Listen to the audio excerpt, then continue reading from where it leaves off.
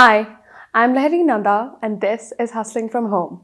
Today, we're going to be talking about the most vulnerable population to novel coronavirus, those above the age of 70. I have with me today Mr. Mohit Nirula, who is the current CEO of Columbia Pacific Communities, a host of retirement residences built for people who fall in the age group that's vulnerable to COVID 19. Thank you for joining us, Mohit. So let's begin.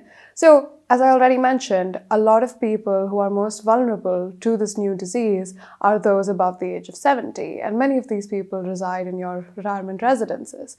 Tell me a little bit about what precautions are being taken to ensure the safety of these residents. At Columbia Pacific Communities, we have been quite fortunate because a reasonable number of our team members stay within the community. And that means that services such as housekeeping and maintenance, services such as medical support and food and beverage dining, breakfast, lunch, and dinner, and so on, we are able to manage with our team members who are residing as part of the community. What this allows us to do is to ring fence the community completely, thereby ensuring that there is minimal to zero interaction with anybody from the outside and thereby restricting exposure for our residents who are, as a demographic, the most at risk from any influences from the outside. So, in that manner, as a community designed for seniors and being managed by resources that reside with them, we have the distinct advantage of having an entire community supporting all of our residents and ensuring that we don't have to depend on anything from the outside to look after and serve and secure our residents. Okay, so that covers one facet of it. What about the safety of your frontline staff? How is that being ensured? Fortunately, a lot of our team members who provide all the essential services in our communities reside within the community. The advantage of that is that A, they are available 24/7, B, they are known to and are almost a part of the family for our residents and therefore not unknown external resources. And what we are therefore able to do is that even our service providers, like our residents, have no exposure to the outside world. Any interactions that happen with vendors, whether it is for food and beverage supplies, whether it is for medical supplies, happens at the gate. And of course, over there, we are maintaining all precautions, hand wash and sanitization, face masks, and physical distancing. In fact, we are quite convinced that if we were to do these three things diligently, with discipline, with no exceptions, washing hands regularly, wearing our face masks, and maintaining physical distance, we should be able to ensure the safety and health of all who reside within our communities. So, at this time, when health and medicine are absolutely necessary, of paramount importance, in fact, to your residents, those who are most vulnerable to COVID 19, how accessible is this healthcare to those residents? At Columbia Pacific Communities, access to healthcare from good hospitals is not something that we needed to set up during the COVID 19 crisis. This is a standard promise that we have and a setup that we have at all times at all our communities, whereby we have preferential relationships established with the nearest hospitals.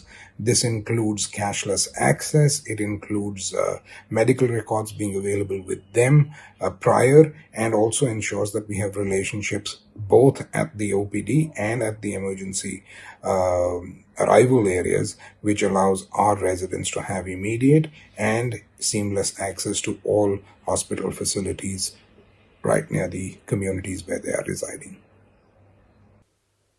And what concerns or feedback might you have heard surrounding that, surrounding healthcare, or even regarding other factors?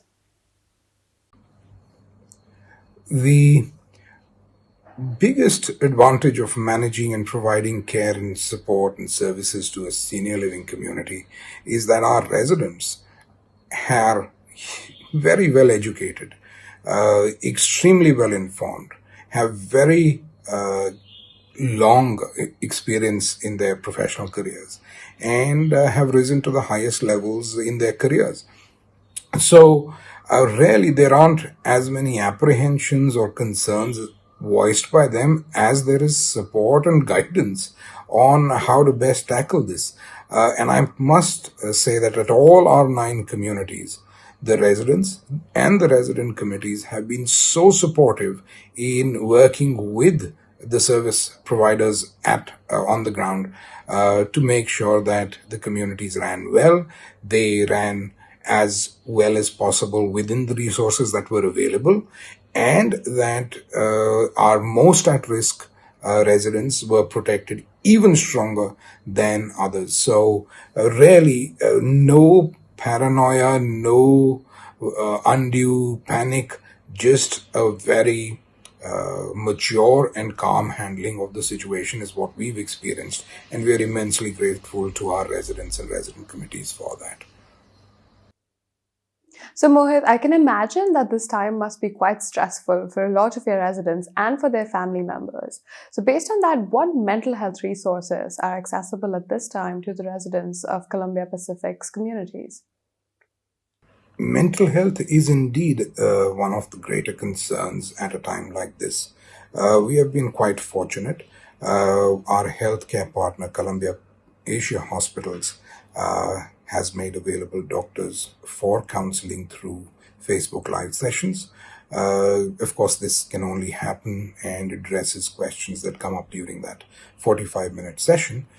In addition, we've also been very fortunate to have partnered with a panel of mental health experts who are available to take calls from our residents. This happens in a one-on-one confidential telephone conversation between our resident and the counselor. And thankfully is also a service that our residents have found quite useful. One would like to have this continue even beyond, and that's something that we are examining now.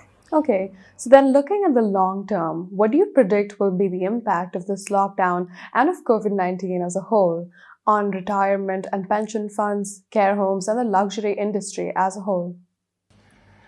It is difficult and, in fact, maybe quite foolhardy to predict a long term impact when the short and medium term is so unclear at this point in time. That said, I would imagine that there will be an interest or an increased interest in ensuring that our seniors are better supported and provided for and do not have to depend on external agencies to look after their day to day needs. The other big advantage that I see of seniors staying in communities that are designed for them is the concept that we in Columbia Pacific communities call positive aging. What this means is that the day to day activities are planned in a manner that residents are kept physically stronger, mentally more alert, and intellectually more engaged, which results in them being healthier for longer, and that in and as of itself helps you fight or delay age-related issues further into into time. All right. Well, thank you so much for that, Mohit. I hope everyone in Columbia Pacific's communities stays safe, including your frontline workers. And to all of our frontline workers out there, including healthcare, delivery, and other workers, thank you so much. We are eternally grateful to you. And to everyone else, stay safe, stay informed, and keep hustling.